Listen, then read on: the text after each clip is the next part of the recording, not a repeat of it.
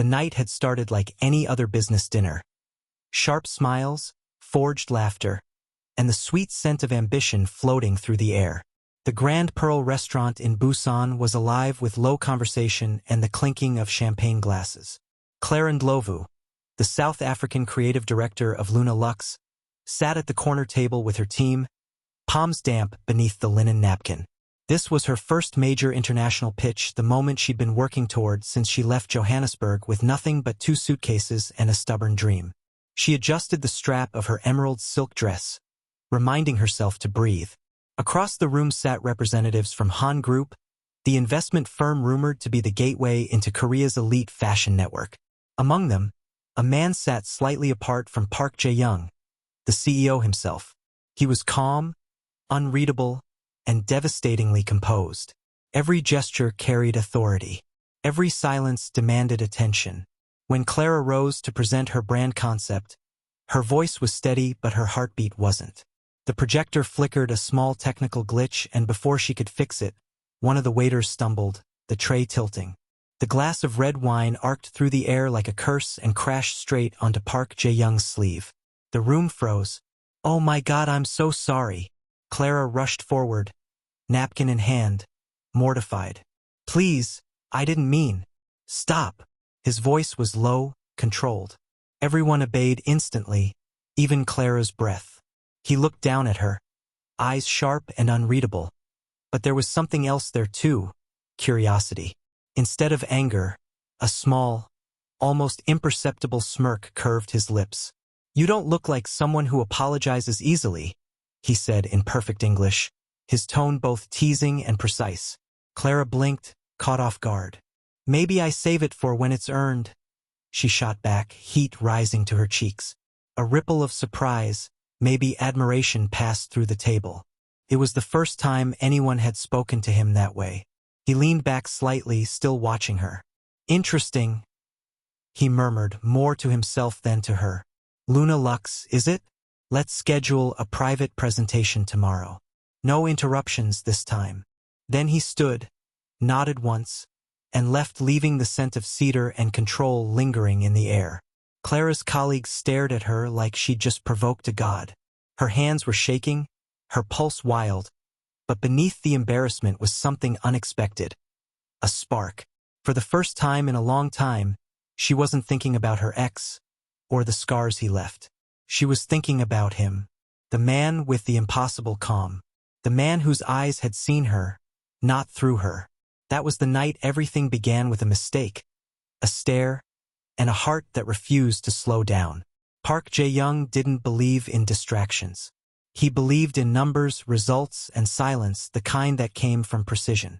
His life was built on control. Every meeting scheduled, every word measured, every emotion contained. Until last night. He sat behind his glass desk that morning. The city's skyline reflected in his office windows like a mirror of order, except his thoughts weren't in order at all. They kept circling back to the woman with the emerald dress and the fierce eyes. Clara Ndlovu. He remembered the way she'd looked at him. Not intimidated. Not desperate to impress. Just honest. There was fire in her eyes when she spoke, even when she was nervous. And when she challenged him, something in him had shifted. He'd spent years surrounded by people who said what he wanted to hear. She hadn't. She'd said what she meant. "Sir." His assistant Minseo interrupted gently. "The Luna Lux representative is here for the private presentation you requested." Jae-young straightened his tie, schooling his expression back to neutrality. "Send her in." When Clara entered the room, her presence carried quiet power. No panic this time, no apologies, just a calm, deliberate stride. She wore a simple white blouse tucked into black trousers, her curls pulled back, her confidence sharper than before. "Mr. Park," she greeted, offering a polite nod. "Miss Ndlovu." He gestured toward the screen. "I believe last night didn't allow you to finish." Clara smiled faintly. "Let's try again. No flying wine glasses this time." He almost smiled. As she began her presentation, Jae-young found himself listening in a way he hadn't done in years. She spoke with vision about representation in fashion, about blending African texture with Korean minimalism. Every slide revealed something new: creativity, discipline, courage. He realized halfway through that he wasn't evaluating her pitch anymore. He was watching her. The way her hands moved when she was passionate. The small catch in her voice when she spoke about women who were told to be less. When she finished, the room fell silent. He stood, walked toward the window, then said quietly, "You built all this alone?" Clara hesitated, unsure of where he was going. "Mostly. People like me don't usually get help. They get told to dream smaller." He turned to face her fully, then no mask, no boardroom tone. "Don't ever do that again." Her brows furrowed. "Do what?" "Apologize for being more," he said simply. "The ones who can't handle it aren't meant to have it." Clara's throat tightened, not expecting her armor to crack in front of him. There it was again, the way he looked at her, as if he saw the woman she'd fought to become. "Is that your professional opinion, Mr. Park?" she managed to tease. "Personal," he replied, eyes unwavering. "And rare." The room thickened with unspoken energy. Clara gathered her laptop quickly, needing distance before the air suffocated her.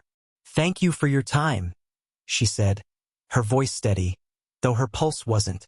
When the door closed behind her, Jae-young exhaled slowly, his composure slipping for the first time in years. He was Park Jae-young, the man who never chased anyone who didn't need to. But something told him he was already starting to. Clara never liked looking back, not at the heartbreak, not at the words that still echoed in her head. "You're too much, Clara. Too loud, too curvy, too ambitious." Her ex's voice still haunted her, like a bruise that never healed. Back in Johannesburg, she had built her confidence from ashes, walking away from a man who couldn't handle her fire. But in Seoul, the past had a strange way of catching up. That evening, as she scrolled through an email from Zien Lux, the very fashion brand her ex once worked for, a new partnership proposal flashed across her screen. It was from Han and Park Holdings, her new client, her new beginning, and its CEO, none other than Park Jae-young. The memory of their accidental encounter in Busan replayed in her mind: the spill, the glare, the undeniable spark. But behind Jae-young's calm, powerful gaze, she saw something else now out of curiosity. Obsession. A man who wasn't used to wanting but suddenly did. At a networking gala later that week, Clara overheard two executives whispering, "That's her, the South African designer. The one Park Jae-young personally requested. Strange. He never chases anyone." Her heart skipped. She didn't come to Korea to fall again, especially not for a man like him. But fate seemed to have other plans. And for the first time in years, Clara wondered if her too much was finally just enough for someone. Park Jae-young had strict rules. No personal attachments. No second chances. No distractions from his empire. For years, those rules kept him focused, untouchable, and at the top of Seoul's ruthless business world. Emotions were liabilities, relationships, weaknesses. But ever since the woman in the red silk dress spilled champagne across his sleeve in Busan, every rule he'd lived by had started to blur. Clara Ndlovu was unlike anyone he'd ever met. She didn't bend, didn't flatter, and didn't seem impressed by his wealth or reputation. When she spoke, her confidence was disarming. When she smiled, it felt like the world tilted just a little off balance. At their first business meeting, she challenged his every decision, questioning his company's creative direction as if she'd been born to command the room. His team watched in silence. No one dared interrupt the CEO, but instead of shutting her down, Jae-young found himself listening. After she left, he couldn't shake her from his mind. Her laugh, her eyes, her fire. It was maddening. That night, he sat in his penthouse office overlooking the glittering skyline of Seoul, loosening his tie as he muttered to himself, "I don't chase. I won't get involved." But even as he said it, his hand was already reaching for his phone. He drafted a message, then deleted it. Drafted another and deleted that too.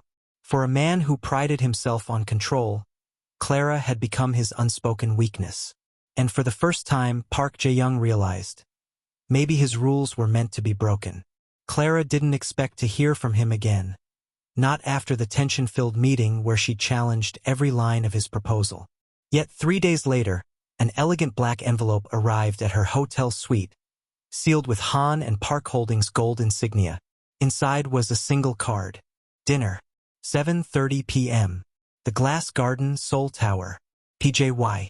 Her breath hitched. The Glass Garden wasn't just any restaurant. It was the most exclusive in Seoul, known for hosting only the elite.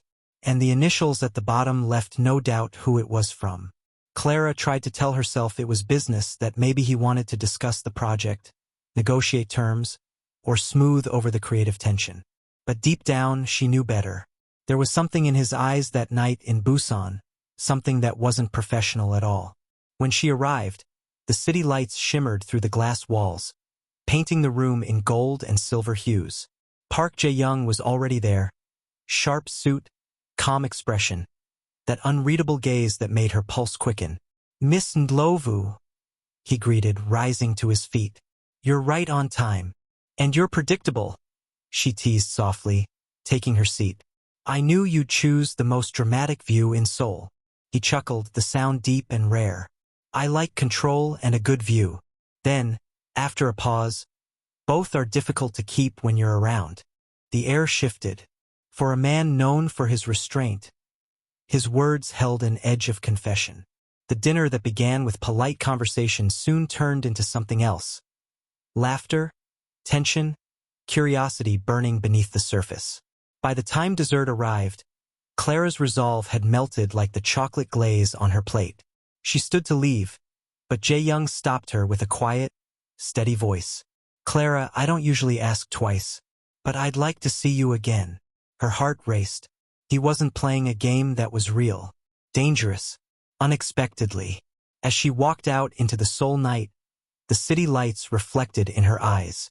She whispered to herself, this wasn't supposed to happen. But deep down, she already knew. Something had begun that neither of them could stop. Clara told herself that one dinner didn't mean anything. That Park Jae-young was just another powerful man used to getting what he wanted. But the lie unraveled the moment their paths crossed again, this time. Not in a boardroom or a restaurant, but in the middle of a storm. She had gone to the Han and Park headquarters for a late presentation. The rain had turned Seoul into a sea of blurred lights and reflections. When she stepped into the lobby, soaked and shivering, she found him waiting with no assistant, no driver, just him. "Your umbrella," he said quietly, handing her his. "You shouldn't walk alone in weather like this." "Are you always this overprotective with your business partners?" she asked, trying to keep her voice steady. "Only with the ones I can't stop thinking about." The words hung between them, raw and electric.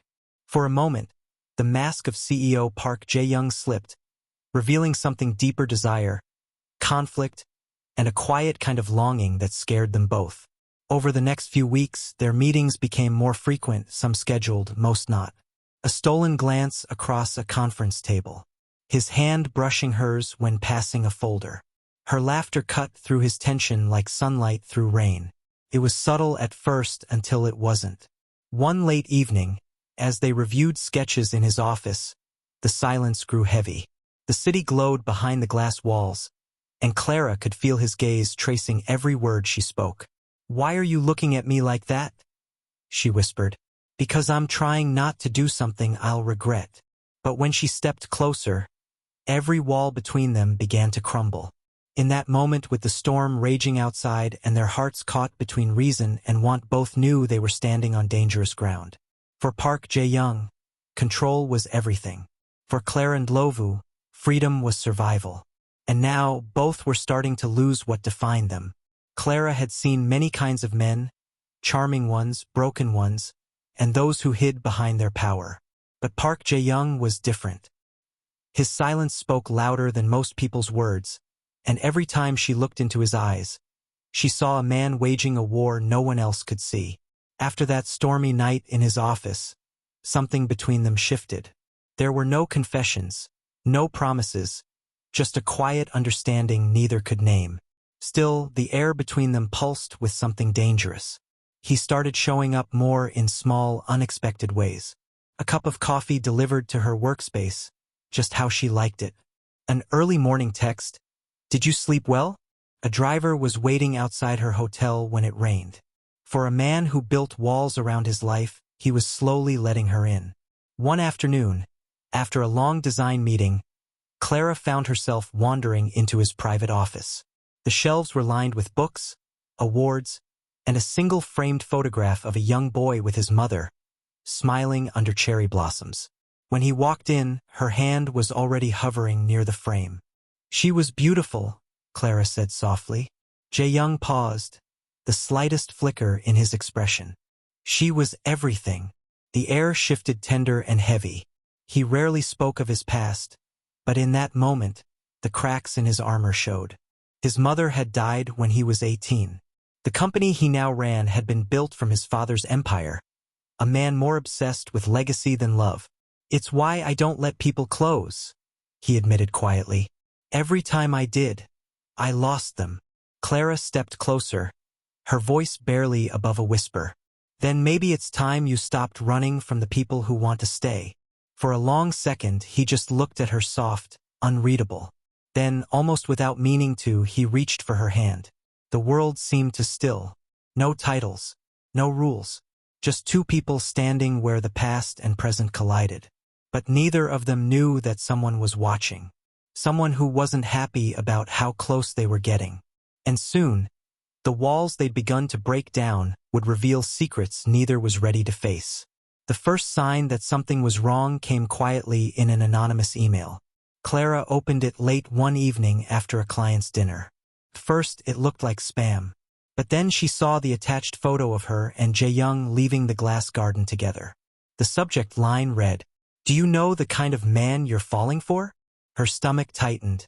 The photo wasn't just invasive, it was threatening. Whoever sent it knew too much. The next morning, when she arrived at the Han and Park headquarters, she could feel the shift in the air. Whispers followed her down the hallway. As lingered too long. Something had leaked, something personal. When she entered Jae-young's office, he was already pacing. His phone was on speaker, a low voice on the other end saying something in rapid Korean. The moment he saw her, he ended the call. "Clara," he said, his tone low, controlled. "Someone's digging into your past and mine." "My past?" She frowned. "I've got nothing to hide." He hesitated, jaw tightening. Everyone does when power's involved. That night, the tension between them wasn't about attraction. It was about survival. Jae-young had built his empire on precision. Yet now, someone was playing a game that threatened everything. His company, his image, and the one woman he wasn't supposed to fall for. A few days later, Clara received another message this time, from an unknown number. "You don't belong in his world, Clara. Walk away before you regret it." She froze. There was only one person who used to talk to her that way. Michael, her ex. The man who once told her she'd never be good enough for someone like Park Jae-young. But what was he doing in Seoul? When she confronted Jae-young, his expression darkened not with jealousy, but with something deeper. "If he's involved," he said quietly, "then this isn't just about us. It's about control." Outside, the night city lights glimmered across the Han River. But inside his office, everything felt cold like the calm before a storm. Clara turned to the window, her reflection overlapping his in the glass. "They want to scare me," she said, "but I've fought harder men before." Jae-young stepped closer, voice low. "Not this one, Clara. Whoever's behind this knows exactly where to hit." And for the first time, Clara saw fear flicker in his eyes, not for himself, but for her. The storm finally hit. By the time the news broke, it was everywhere. Korean tabloids, business headlines, and social media feeds flooded with the same story. CEO Park Jae-young became entangled in an affair with foreign designer, corporate secrets leaked. Clara's phone buzzed endlessly, every message a mix of pity, anger, or venom. Her inbox overflowed with press inquiries. Her contract was suspended for investigation. And by the end of the day, her reputation was hanging by a thread. But what shattered her most wasn't the scandal, it was who leaked it. Her ex, Michael. The man who once said she'd never belong in high places. He had been working with one of Jae Young's business rivals, feeding them personal and professional information about her relationship to the CEO. Her heartbreak had been weaponized. When Clara stormed into Jae Young's penthouse that night, her eyes were filled with fire and hurt. "You said you could handle the risk," she snapped. "Now the world thinks I'm some woman who slept her way into a deal." "Clara, no, listen to me," she cut in, voice trembling. "This was my dream, my career, and now it's burning because of you." He stood silent, his hands clenched at his sides. He wanted to protect her and had tried, but the damage was already done. And in his silence, she saw guilt. "Tell me the truth," she demanded. "Did you know it was him?" Jae Young's jaw tightened. "I suspected, but I couldn't prove it." Her heart cracked at the admission. "And you didn't tell me?" He stepped closer, his voice low but raw. "I was trying to fix it before it destroyed you." "But it did destroy me," she whispered. The air between them trembled with everything. Unspoken love, betrayal, fear. She turned away, tears slipping down her face. "I can't do this anymore, Jae Young. Not when loving you costs me everything I built." He reached out, but she stepped back. One more inch and she'd break completely. The door closed softly behind her, but the silence that followed was deafening. For the first time, Park Jae Young, the man who never chased, realized what it truly meant to lose control. And Clara, walking alone into the Seoul night, knew that sometimes love wasn't enough to survive the world's weight. A month passed that felt like a lifetime. The scandal had cooled, but the damage remained. Clara Ndlovu's name was still whispered in boardrooms. Her designs quietly dropped from upcoming collections. Seoul no longer felt like the city of opportunity she once dreamed of. It felt like a battlefield she barely escaped alive. She'd moved out of the city center, taking refuge in a quiet neighborhood near the Han River. Days blurred into nights spent sketching new ideas she wasn't sure anyone would ever see. She told herself she was fine, that walking away had been strength, not defeat. But deep down, her heart still carried his name. Meanwhile, Park Jae Young had gone silent. No messages, no explanations, not even a headline. Until one morning, a knock echoed on her door. When she opened it, he was there, dressed simply, no bodyguards, no pretense. Just him. "Jae Young," her voice caught. "I stepped down," he said quietly. "From the company." She blinked in shock. "What?" "There's no empire worth building if it costs me the only thing real I ever found," he said. His voice steady but his eyes full of everything he'd never said. "You were right, Clara. I tried to protect you by controlling everything. But all I did was lose you." Tears stung her eyes. "Why are you here?" He took a slow breath. "Because I realized something. You were never too much. You were exactly what I needed. I was just too afraid to admit it." The silence stretched between them, soft and heavy. She could feel his sincerity, but also the risk letting him in again meant reopening every wound. "You think we can just start over?" she whispered.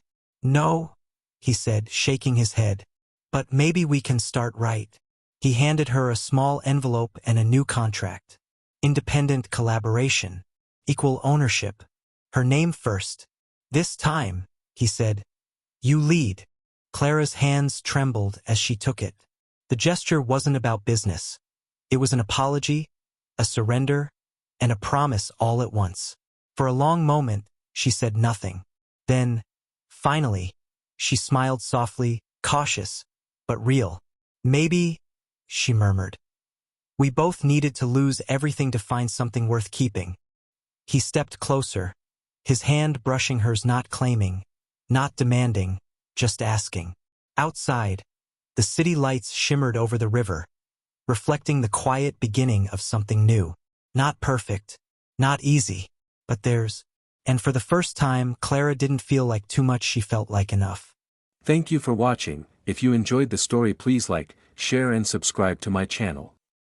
Also click on the notification bell, so that you will get notified whenever a new story comes up. You can also go ahead to tell me the country you are watching from, so that I can make a story for you.